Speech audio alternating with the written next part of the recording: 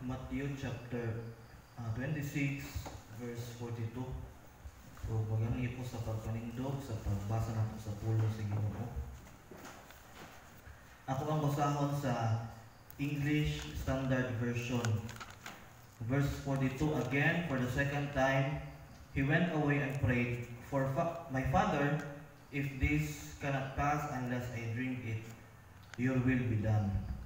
Magpray ta, gamahan nga Dios, ang kang ginaday Ginoo, o gina-acknowledge Lord karon niya, tagong salamat Lord sa imuhang gihatag nga panalangin sa launa pud nga adlaw kung kinabuhi imong gihatag. Salamat pud Lord sa imong gihatag nga maayo nga pagkatulog. O salamat sa imong gihatag nga protection nga nakaabot mi diri sa simbahan nga para sa among don't watch prayer, sa among pagsimba, sa pag tuon sa imong pulong. Ginoo, ikaw magapadayon sa pag-uban nga namo karon, panalangini kami o langit doon nga kaalam o kahibalo Lord samtang magapamalandong mi sa imong pulong. Kita na lang mo ginatugyan kanimo lamang sa pangalan ni Jesus. Amen. Paliw sa paglingkod. Ang title sa ato ang mensahe karon kay Thy Will Be Done, the Danger of Decreeing and Declaring. Again, Thy will be done, the danger of decreeing and declaring. So, sa mga Christian circles karon nga nagka-practice sila aning decreeing and declaring. I decree and I declare nga to decree and to declare is kanang something nga ginasulti nila to powerfully speak things into existence. Kanang ginatawag niya siya og word of faith movement ni Kenneth Hagin.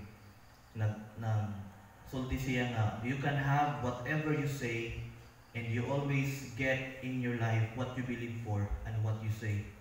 Ilahan yung gina-practice to state out loud something para mo mahitabo.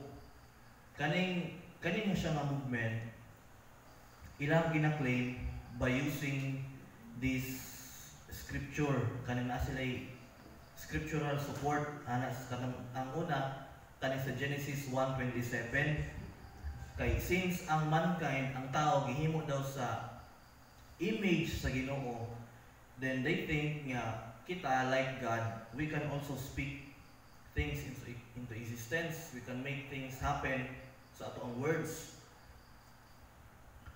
Katong pag-create niya sa kalibutan nga kita gi-create man ta like God, so we can also do the same nga mag-speak and it will happen. Muna lang ginatuuhan nga kanang o gina-practice nila kanang movement, word of faith movement. Na sila gina-follow nga formula silang prayer. Moingon silang I decree and I declare that I will be healed from my sickness. I decree and I declare nga akong family ma-healthy, akong mga kaubanan makapasar sa exam. Muna ilang prayer na sila yung formula. So ato nga naman ang definition sa decree and declare. So ang decree is an official order na gi-issue by a legal authority. Mag-decree ka ba? So for a decree to be official, which means it can be executed, the person issuing the decree must have the authority or the right. Kaning declare po, it means to make something known formally or officially. A declaration is simply an acknowledgement of something that is already true. In other words, you are proclaiming something that is already true. So many Christians today nagkatulong o nagka-practice about this kind of prayer nga kaning decreeing and declaring is to speak things out of existence into existence. So ang question, is this a biblical practice? So sa Matthew chapter 26 verse 42 kung gibasa kay ina, ato makita sa prayer ni Jesus na siya mismo, he submits to the will of the Father. O wala, kung sa iyang prayer, wala siya mangita og demand sa Ginoo. But ingon siya, let your will be done. Kung dili man makuha ning cup of suffering away from me, let your will be done. So I will share two things why decreeing and declaring is unbiblical ug unsa ang true biblical faith looks like. So number one, the example of Jesus, submission, not command or not demand. Sa prayer ni Jesus Christ, akong giingon nga, Jesus did not demand or did not command the Father. Instead, ingon siya nga, let your will be done in my life. Sa Garden of Gethsemane niya nga prayer, wala siya nag-declare sa iyang desired outcome, but he humbly submitted to the will of the Father. Kung atong tan-awon, God's will is sovereign. Subot, siya ang naa sa authority. Ang iyang will mo is sovereign. Ang tinuod nga faith is trusting in God's perfect plan. Ito nung timanaan nga, ang tinuod nga faith is trusting in God's perfect plan and not trying to force our own desires through declaration. Kanang mayon ka nga, I declare nga karon yun nga adlaw, maayo ko sa kong sakit, or maayo nakaigiampuan, karon na adlaw maayo ka sa imong sakit, karon dayon I declare, Lord. Kaya na ba? Usahay, mo ta kabalo nga God is using that sickness kay naay gusto i-work out si God sa iyang life. What if ang will ni Lord ugma pa siya maayo kay naa siya i-work out sa iyang life nganong gitagaan siya ana ka sakit. So ang point nako is true faith is trusting unsa ang perfect plan, perfect timing ni Lord para sa iyaha. Dili siya kanang ang gina-point out mo aning nga movement kanang imong gina-demand ba, nag-demand ka sa Ginoo. You are commanding God. Declare ba? Kanang word nga declare. Ang declare mo gud, in other term, kay proclaiming mo gud na siya. Mabasa na ito kasagaran sa Psalms nga. I declare that you are good. Diba? I declare that you are faithful, Lord. Ang kana siya nga, imong sabton ang kana ng mga statement, you are already proclaiming something that is already true. Diba? You are declaring something that is already true. Murag, nag-proclaim lang ka. O nalahi ang pagsabot ba sa uban nga. Ang dating murag, they are demanding God to do this. Wala na nag-submit sa will ni Lord. That is not true faith.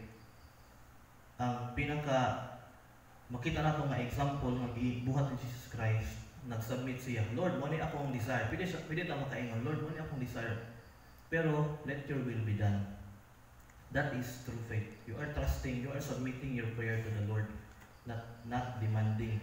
Kay, beta kabalo, di beta sovereign, wala sa ito ang authority.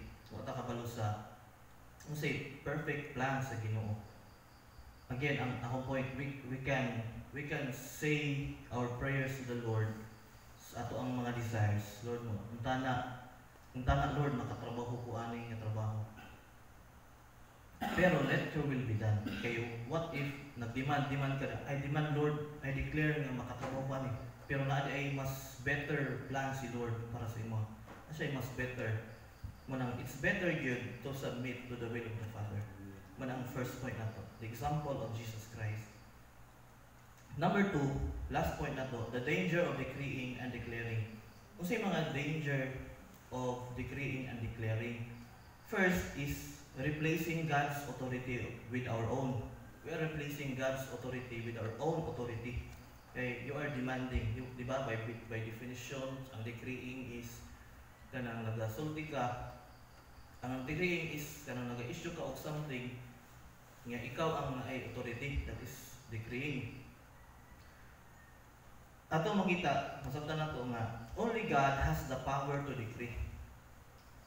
Tungod kay we are not sovereign. Only God can declare what will come to pass or what will happen in His own way and in His timing, in His perfect time.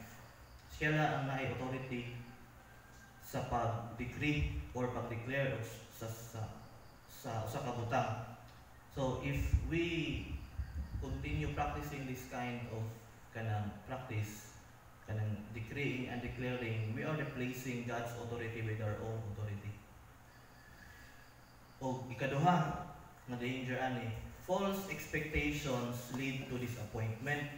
Kay daghan ang mga practice ani, I declare healing, I declare wealth, I declare success. Without first seeking God's will end up discouraged kung dili mahitabo ang ilang gi-declare. So, you are kanang expecting something that is false ba? And kung dili na mahitabo, it will lead to disappointment. Lalo, pray mo po Lord. Pero anong wala lagi na nahitabo. Ang usa man sa ilahang ginakuktan nga scriptural support ani katubid ang sa Mark 11:23-24 tong ningon diri nga, truly I tell you, if anyone says to this mountain, go throw yourself into the sea, and does not doubt in their heart but believes that what they say will happen, it will be done for them. Pero yung tanawon ang context ani nga verse or kani nga verses, it talks about faith. It does not talk about declaring or demanding or commanding the Lord.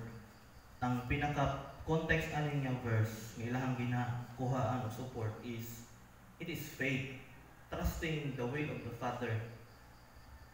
So, false expectations will lead to disappointment. No, kuya, wala na kuhaan ka lang ba?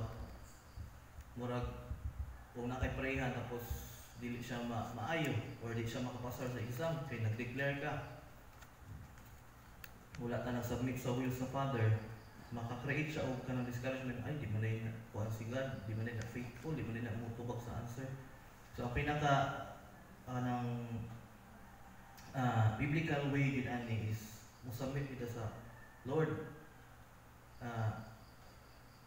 if you will, if it is your will Lord, extend pa nimo akong life. Mga ba? Sa imong pamaagi Ginoo, sa imong pagbuot, extend pa nimo akong life. So biblical faith is trusting, not commanding. Okay, mo gyud na ang pinaka biblical nga pamaagi sa pagtuo is to trust God. Kung sa may mahitabo, trust gyapon sa kang God. O wala di ta mag-command. Mo nagiingon sa James 4 verse 15.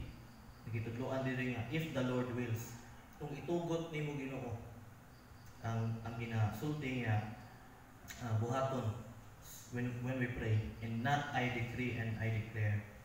So instead of decreeing and declaring, we should follow Jesus' example, praying in faith and submitting to God's will. Wala man siya mali, pero kung maura na imong prayer, ang labas ba mura kag nag-demand o nag-command sa Ginoo. Mura ginabutangan nimo imong authority sa imong kaugalingon, dili na sa authority ni Lord. Should always depend on the Lord sa tanan natong mga prayer. Mag-depend kita sa Ginoo. Lord, mo ni akong desire noon tana makatrabaho ko or makapasar ko sa exam or ihatag nimo ni sa ko Lord, but let your will be done. That is submitting, depending on the Lord. Magsalig sa iyang timing o sa iyang pamaagi, sa iyang pagtubag sa mga pag-ampo. So true faith does not demand, it trusts that God knows best. So mo ni ang pulong sa Ginoo, maghahatag sa tog reminder nga ang ato ang pagsalig, ang tinuod nga pagtuo is pagsalig sa perfect plan sa Ginoo. Perfect timing and perfect plan. So let us pray. Father God, once again Lord, nagpasalamat mi kanimo sa imong dako nga gugma, imong dako nga kaluoy, pagpasaylo kanunay sa amo Lord. O salamat Ginoo sa imong padayon nga pagpanalangin kanamo, pinaagi sa imong bulong karon Lord. Nagaparimay sa amo nga padayon mi nga mag-submit sa imong kabubuton Lord sa tanang mga labi na sa mga pag-ampo dahil ka nga pagtubo sa mga pagtuo Ginoo nga mas mulalong pagyud ang mga pag-ila kanimo, mas mulalong pagyud ang mga pagsalig, pagdepende sa imong Lord. Kay wala man may gahom, wala may authority nga makasulti sa mga or makadiman Ginoo sa mga butang. But Lord, amo ang pinaka mabuhat is to pray, to submit to your will, Lord, to humble ourselves nga ikaw mo ay magbuo sa tanan, kay ikaw may mas nakabalo sa unsay pinakamaayo sa mga. Lord, padayon ka na panalangin ka lang mo sa matag usa sa mga sunod nga pagbuhaton nga mag-inam ko ay may Ginoo sa mga prayer concerns. Ginoo, ikaw mo yung mapasidunggan sa mga kinabuhi. Kita na mo ginaampo, ginapasalamatan sa pangalan